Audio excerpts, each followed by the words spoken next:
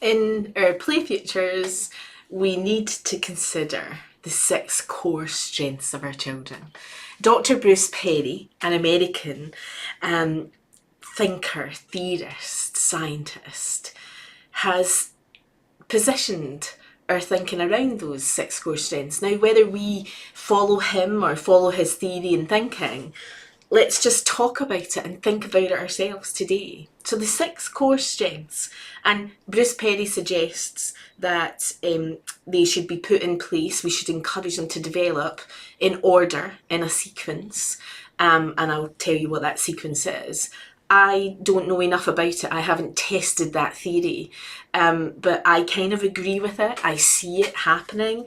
I see really levelled children, happy children, content children, children who are deeply engaged in play and learning and developing at pace, have those in place.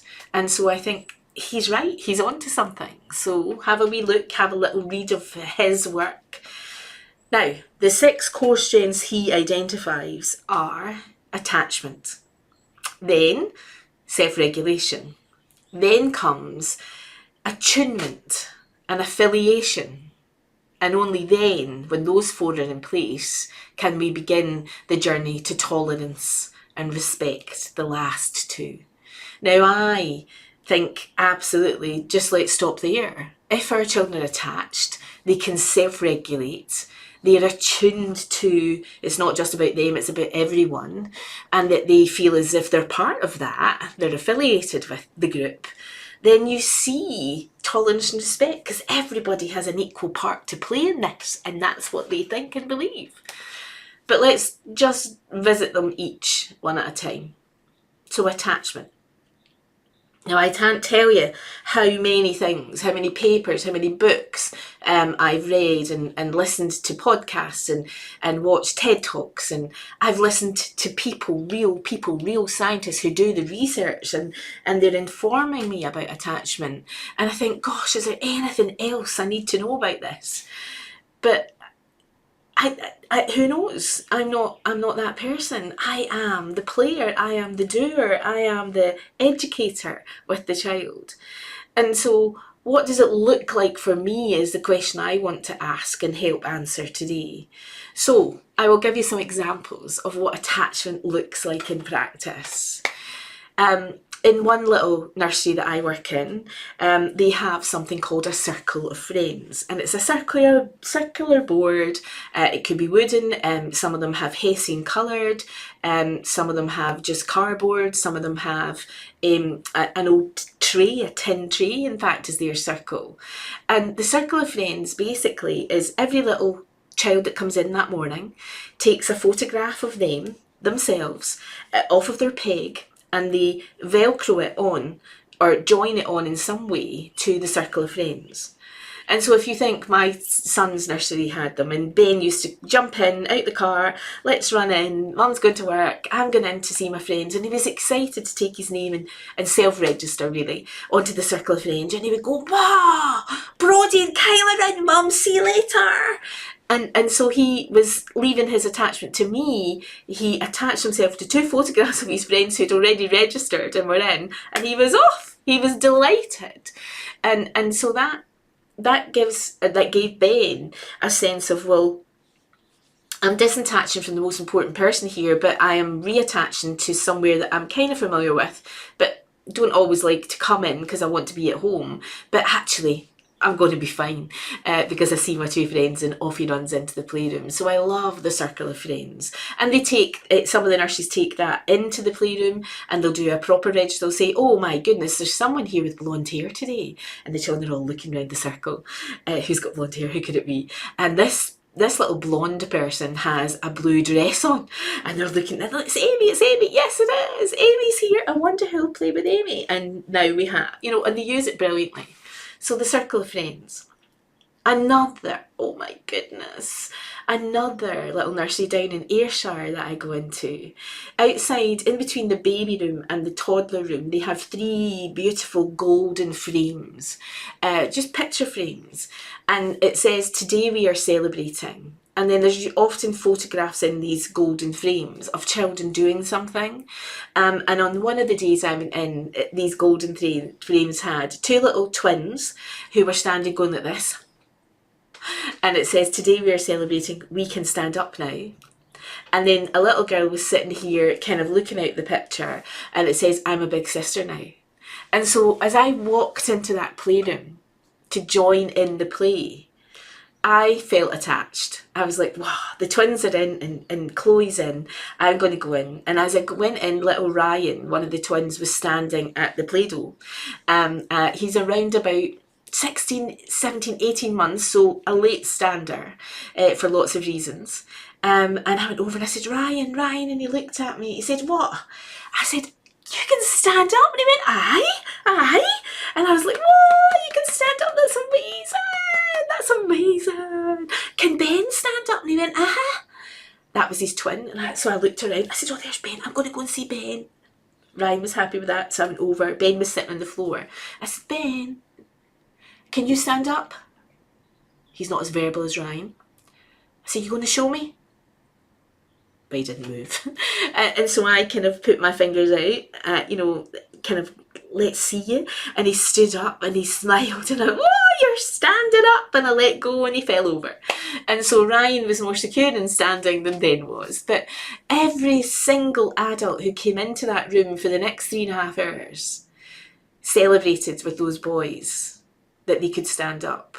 So what was happening, I think, was the boys were attaching themselves to an achievement, to something that they can now do.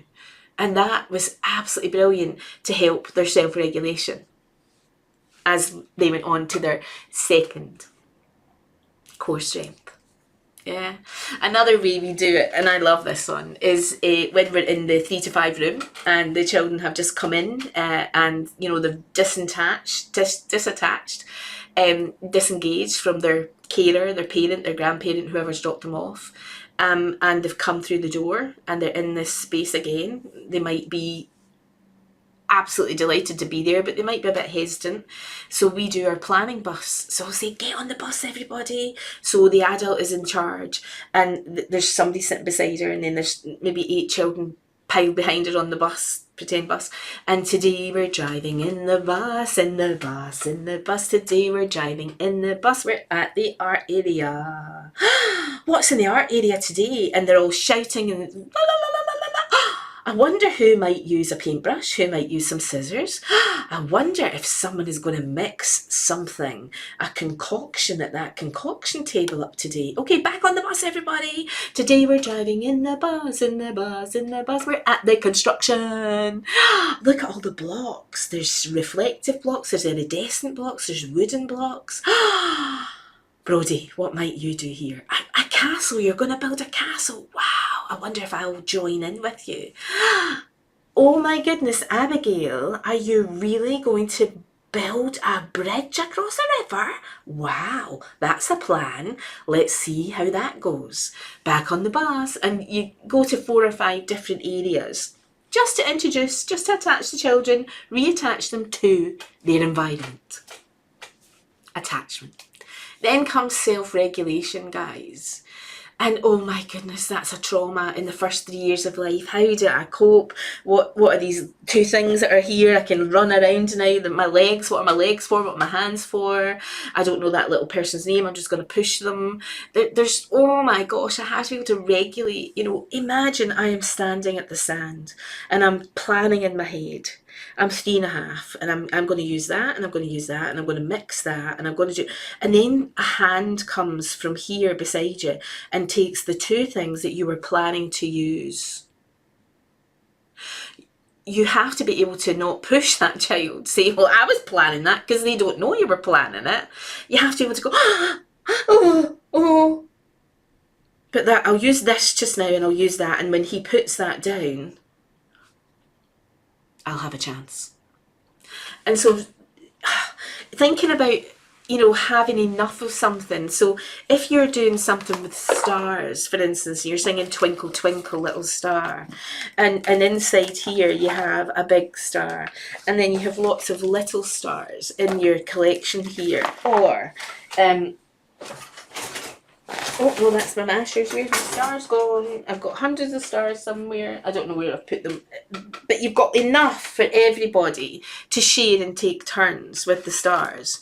Then you're going to encourage self-regulation, amongst loads of other things as well. And so the reality is that we have to really encourage children to think about being able to cope with the way they feel and their emotions and what that is doing to their body. And if you think about our little children as aliens from other planets, and they've just arrived here, or they've just had the best time at home, and then they're in our environments again, or they don't really like the sand but they've found themselves at the sand and they're having a plan and somebody's interrupted it. What? And so there's hundreds of that to deal with. Realistically, how many children should a 4-year-old be with? I go into some rooms that are open plan and they've got 74-year-olds in the same space, albeit in a big, massive space with lots of opportunities and possibilities for play. But actually, that's a you know yourself, guys, if you go into a space, a cafe or a restaurant or a bar, and it's full and busy, and it's hard to regulate yourself and think, oh gosh, I don't feel ill at ease, and where are my friends, and I think I'll just go outside again. It is a huge ask, and Perry's work suggests that, you know, if we feel attached, we're more likely to be able to regulate ourselves.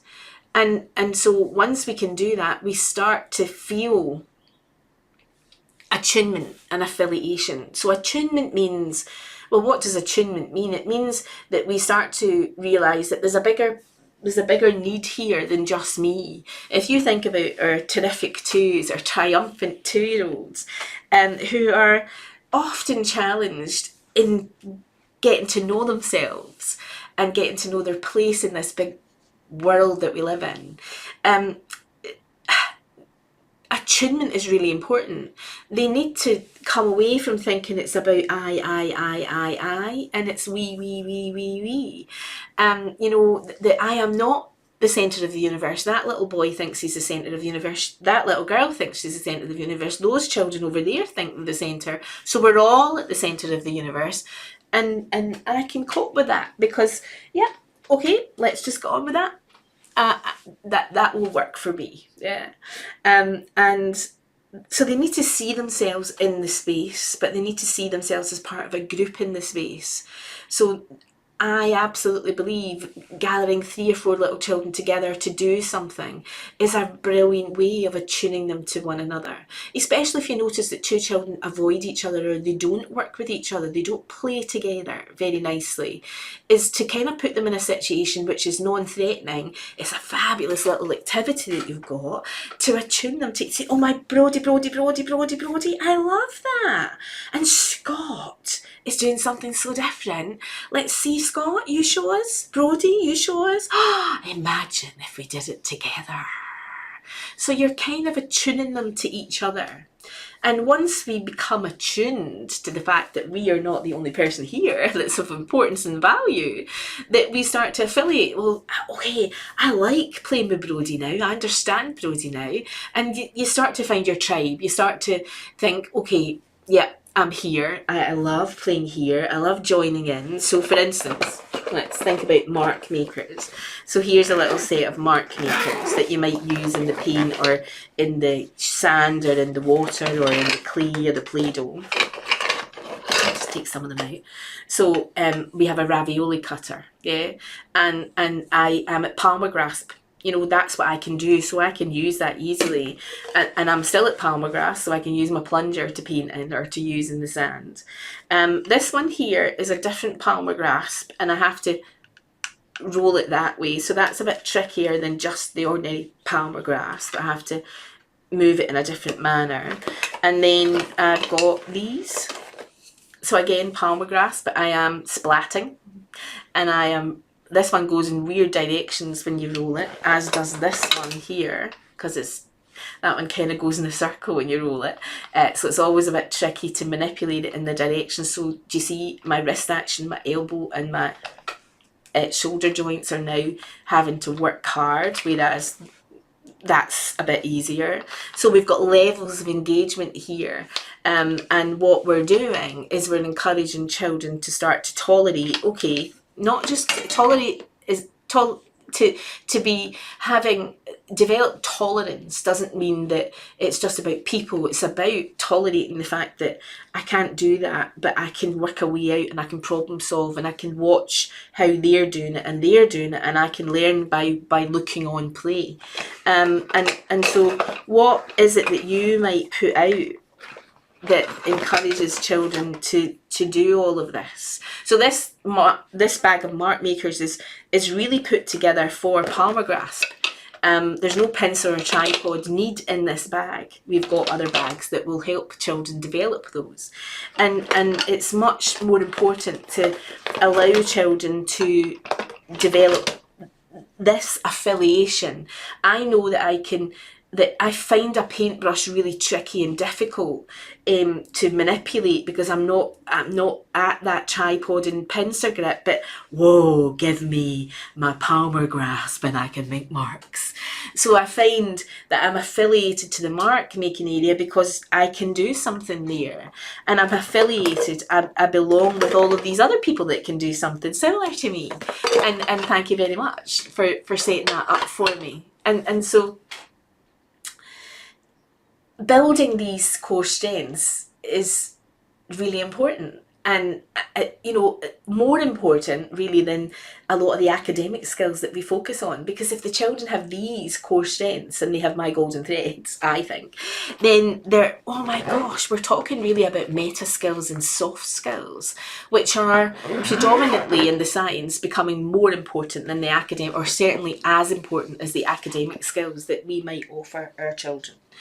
And so I can remember being in a nursery, and one of the male members of staff had blown up a picture of the non-thriving brain at 2 and the thriving brain at 2. And it was on A3, and he had 8 or 9 children in the 3 to 5 room round a table, and he had these pictures blown up. So there was one between 2, and they were looking at this picture, and at first I thought, what on earth is he showing the children this picture for? But listening to him was amazing. It was a little insight into some of the best practice I've ever seen, so thank you, Ruben. And Ruben said, he's Brazilian, and I sometimes do an accent, I'm sorry, but he kind of says, oh my goodness, girls and boys, girls and boys, girls and boys. Do you see the picture of the brain? The little brain and the big brain, they're all saying, yeah, yeah, yeah, yeah. He says, now. He says, do you want a big brain or you want a small brain? And big brain, big brain. He says, do you want a big brain? Do you want a big brain? Oh my goodness, do you want a big brain? Do you want a big brain? Yeah, yeah, yeah, yeah, yeah. It's okay. How do we get our brains to grow? We play, we do this, we do it, and all the children make it. He says, okay, so let's see what's happening today. So it was almost a planning cycle. So they looked at this table over here, which was the Play-Doh making table. He says, what am I going to do here? Blah, blah, blah. All the children were making suggestions. He says, okay, so if you share and you take turns and you mix and you stir and you pour and it's too runny and it's too thick, you do something about it, you solve the problem, your brain will grow bigger. Then over here, what are we doing over here? Well, we're painting. Oh, you painting? Oh, you're going to paint? I'm going to make a clay model. Are you going to make a clay model? Okay, how are you going to do that? Da, da, da, da, da. And then over here at the sand and water. And so he did 4 or 5 areas. And he came back. Oh, well, they hadn't moved. They just looked. And he said, okay. He says, so, remind me, did you want a big brain or a small? Big brain, big brain, big brain. He said, okay. He says, how are we going to do it? We're going to do all the play. We're going to share, take turns, and we're going to help each other. We're going to be cooperating. Da, da, da, da, da. Okay. You do that. If you do that, girls and boys, your brain, it will grow bigger. He says, okay, girls and boys, go grow your brains. It was just like, wow. And you saw real attune and real affiliation at that point. And for that whole morning in that playroom, guys, I saw real tolerance and respect of each other, because they'd planned together. They'd shared their ideas before they'd started their journey, and the possibilities were endless. And there was a real highlight by Ruben at the beginning of the session that highlighted to them that actually 2 brains are better than 1 brain, and 4 hands are better than 2 hands, and why don't you do this together? And so that attunement and affiliation led them beautifully on to tolerating the fact that there was 8 children all trying to do something because they decided to help each other. And so that's respectful, to be planning play so significantly for your children that it makes that big an impact. That is just spectacular. And I know you're all spectacular and do something just as amazing, but I know sometimes I don't, because stuff happens and I know that I can always be better. And so whether it's with mark makers or stars or whatever it is you're doing, the content and context of your play really matters, and you setting it up for the children as they come in, or if you notice they're not engaged, they're disengaged, then you have to reset the play for them. You have to highlight the possibilities of the play for them, and then we get those last 2 core strengths really coming together. There's a lovely little book called Invisible that I love to share, and I don't have it here at home. And so it's about a little girl and her family, and they're being displaced in a city. So they're not come from a different country or a different continent, but they can't afford to stay in the house that they are renting, and so they have to move to another part of town. So she goes from the beginning of the story to the other part of town, and all the pictures become grey, and so it is visually strikingly different, because she feels lost and lonely and not tolerated, and she can't tolerate it, and she's just really uncomfortable until a little old lady, in fact, invites her to help her plant some flowers. And the little girl stops and says, me, and they do it together, and the flowers are coloured, they're multicoloured, and they're reds and greens and pinks and blues, and it's the only colourful item on the page. And then the next time somebody connects with her and respects her, you see another bit of colour and another bit of colour, and then in the last, at the end of the... So you have this beautiful journey of her feeling as if she's invisible and then coming to be noticed. And for me, that's what tolerance and respect is really about. It's seeing the child. It's seeing how different they are, how amazingly quirky they might be, how challenging, yes, but also how fabulous they are. And that, for me, is just amazing. And we don't live in just our little nurseries. One of my friends, June O'Sullivan, runs London Early Years Foundation in London, and she tells a lovely story about her children. They have 2 nurseries in the Soho area and of London, which is notorious for adult movies and adult things, experiences going on.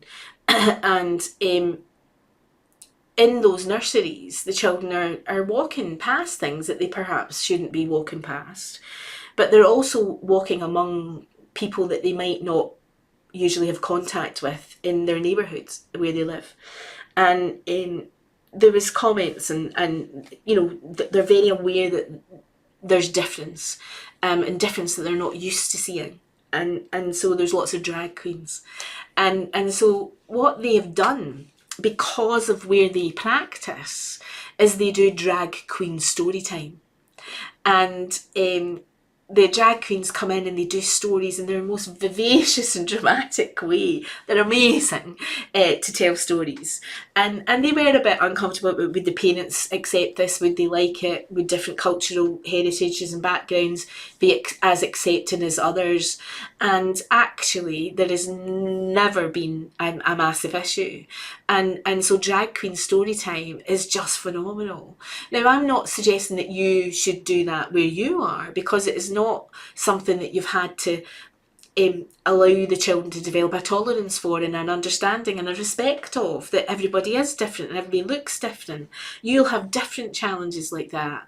But for me, that's a vibrant way of overcoming something that could become an issue before it became an issue. And so that intentionality, that decision that those staff in that nursery have done to put those 6 core strengths in place for their children, for me, is absolutely magnificent. And so I guess I invite you to think about your practice, and to think about your content and your context, and to think about how you put in place these core strengths for your children so that they can do their number work and they can do their alphabet learning and they can learn to read and write and do mathematics and they can think scientifically. And all of that academic work is not going to be lost to them because they don't have a sense of who they are and a sense of themselves and how they fit into this bigger world that we're a part of. And so I would thoroughly encourage you to read Bruce Perry, to really think about what it is that you can expose your children to. And I'm going to finish with a wee song. Can you see the twinkling stars, the twinkling stars, the twinkling stars? Can you see the twinkling stars in the sky at night? Can you see the birds that fly, the birds that fly, the birds that fly? Can you see the birds that fly up among the trees?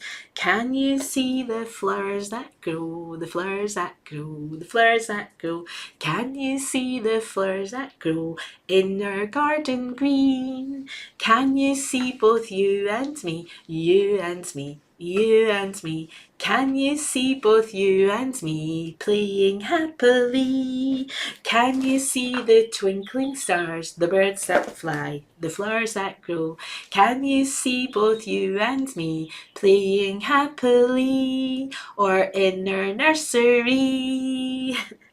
So, enjoy every moment of the play that you have the privilege and honour to share while you're developing these 6 core strengths.